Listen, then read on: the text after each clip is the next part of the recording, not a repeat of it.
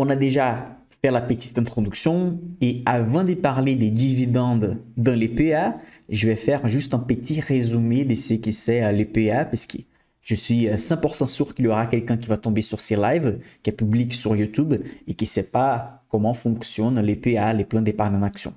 Donc les PA, c'est un livret d'investissement, mais il a été créé en 1992 par les gouvernements pour développer justement l'investissement en bourse pour que ça devienne plus populaire. Ok?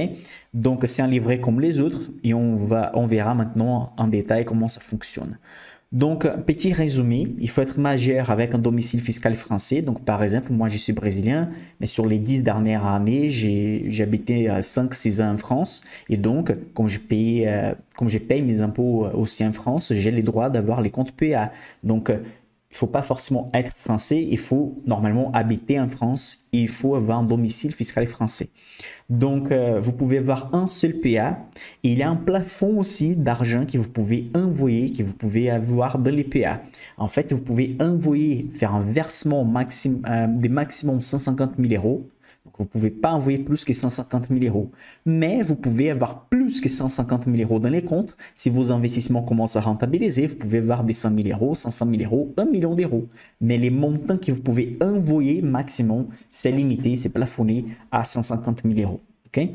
Vous pouvez sortir cet argent quand vous voulez, mais si vous laissez au-delà des 5 ans, vous allez payer moins d'impôts. On verra ça en détail tout de suite. Les portefeuilles, c'est un portefeuille français et européen si vous voulez acheter des actions en direct. Okay? Donc, les PA, les plans d'épargne en action, il est fait pour investir sur les sociétés françaises et européennes. Mais aussi, on peut acheter des paniers d'actions déjà prêts sur des autres marchés, comme les marchés américains par exemple. Mais dans les PA, on ne peut pas acheter une action américaine. On doit acheter des sociétés françaises et européennes en direct. Okay? Donc, on va limiter la quantité d'actifs parce qu'on ne peut pas acheter des sociétés américaines en direct, mais on peut acheter des paniers d'actions des sociétés américaines. Mais on a la fiscalité avantageuse à partir de la 5e année des détentions. Donc ici, je vais passer un peu plus rapidement, mais pour résumer, pourquoi on peut acheter des paniers d'actions des sociétés américaines au sein d'OPA? Parce qu'il y a une règle qui dit qu'au moins 75% des actifs doit être en Europe. Donc, ils font en sorte un panier d'actions des sociétés américaines pour que ça respecte cette règle. Donc, il y a quelques situations financières, quelques contrats qu'ils vont faire pour qu'ils puissent avoir des ETF, des paniers d'actions dans les PA. Mais sinon, la majorité d'actifs éligibles au PA, ce sont des sociétés indirectes. On peut acheter Total, on peut acheter Air Liquide, on peut acheter Schneider, on peut acheter Danone, on peut acheter presque toutes les sociétés françaises et européennes au sein de PA. Okay? Comme je l'ai dit, les plafonds sont limités à 150 000 euros, mais en revanche, les montants de l'encours n'est pas limité. Okay? Et les PA, il a des poches d'investissement qu'on verra tout de suite comment ça fonctionne. Comme je l'ai dit, l'avantage de la fiscalité, c'est au-delà des 5 ans de détention. Si vous gardez les actifs dans les PA plus de 5 ans, sans faire des retraits, vous allez payer 17,2% d'impôts sur les gains que vous avez faits. Si vous retirez l'argent à 25 ans de détention, vous allez payer 30% d'impôt total sur les gains que vous avez faits. OK? Bon, comment ça fonctionne les PA? Ça, c'est important. Gardez cette image ici, faites des captures d'écran pour toujours comprendre comment ça fonctionne les PA. Pour investir, vous avez besoin de passer par un intermédiaire financier. Ça veut dire un compte d'investissement. Vous ne pouvez pas simplement investir sans un compte d'investissement.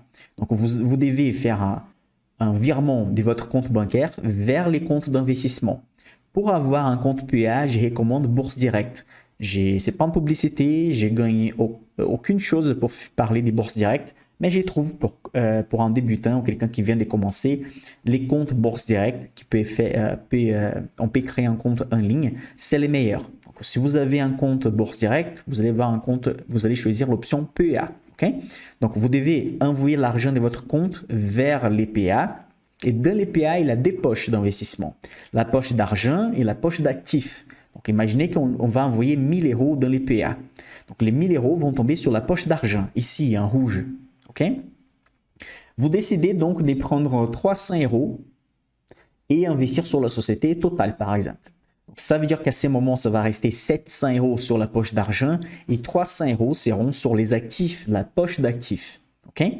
Et la magie du PA, c'est que les gens ne comprennent pas que c'est un gros avantage, c'est que les gens peuvent négocier les actifs, acheter, vendre sans payer d'impôts. Car dans les PA, les transactions ne génèrent pas d'imposition. C'est seulement les retraits, les retours qui vont générer d'imposition. Donc, si vous envoyez de l'argent dans les PA pendant plusieurs années et vous faites d'achats, des ventes, vous vendez une action qui a un plus-value pour garder un peu de l'argent, vous vendez une action en perte, etc. Vous pouvez faire ce que vous voulez, ça ne génère pas d'imposition. Et vous n'avez pas besoin d'informer les gouvernements des gains que vous avez faits. Mais quand vous faites les retraits, ça veut dire vous retirez l'argent de la poche d'argent vers votre compte bancaire, c'est là que vous allez payer d'impôts, mais avec la réduction si vous gardez pendant plus de 5 ans.